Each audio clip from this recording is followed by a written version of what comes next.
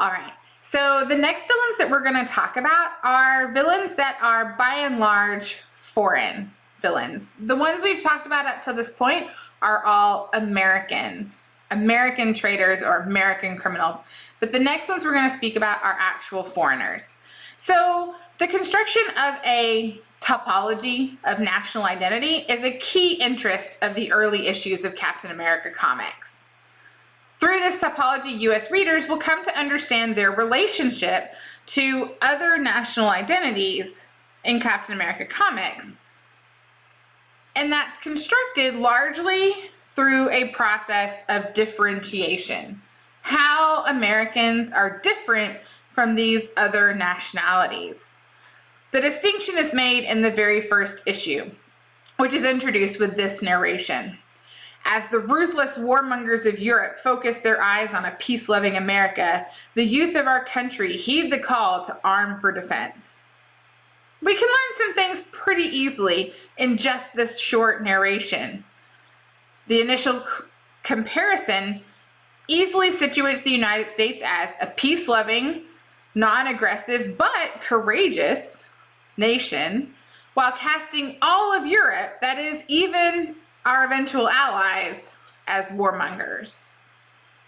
The next scale of comparison down from all of Europe would be on a national level, and there's a couple of nations that get specific treatment, particularly in the juxtaposition of hero versus villain. And the first of these is Germany.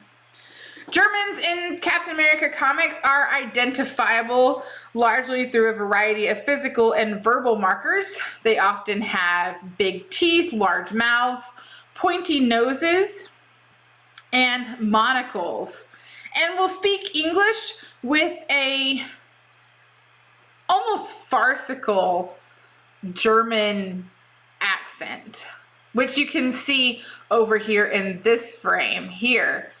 What is it now? Dot Yankees in camp. So the accents are stereotypical and quite horrible.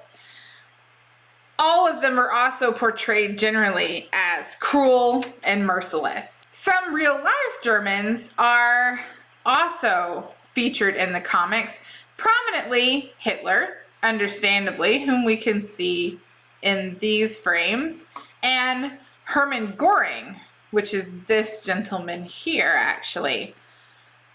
These individuals are often characterized as cowardly and clownish.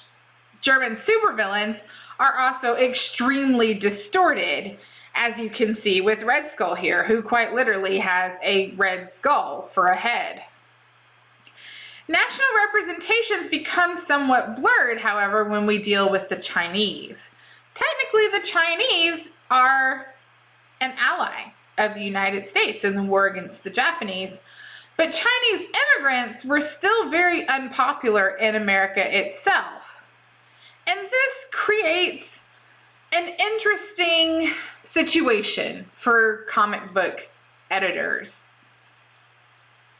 This distinction can be clearly seen here in this frame, where we have a Chinese diplomat and a Chinese immigrant villain. The two are drawn so differently that you would hardly recognize them as being of the same national origin. The Chinese diplomat, which you can see his face most clearly here, is not really portrayed nicely in the comic. It's still extremely stereotypical and a little bit insulting in the way that it looks. But the Chinese immigrant villain over here, Fang, is an entirely different story. Looking at him, you could maybe kind of see that he could be Asian in his descent, but he's so distorted. He almost looks like the mixture between some kind of snake or rat or something like that and Count Dracula, the way that he's drawn. It's hardly comparable, a face like this versus a face like that. The Chinese diplomat, you can kind of tell that he's being portrayed as Chinese.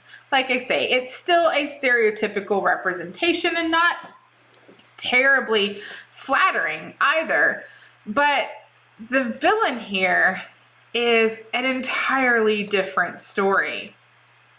These are distinctions that tell us, again, more things about American culture in the 1940s and American ideas in the 1940s than anything as well, because especially of the kind of differences we see here.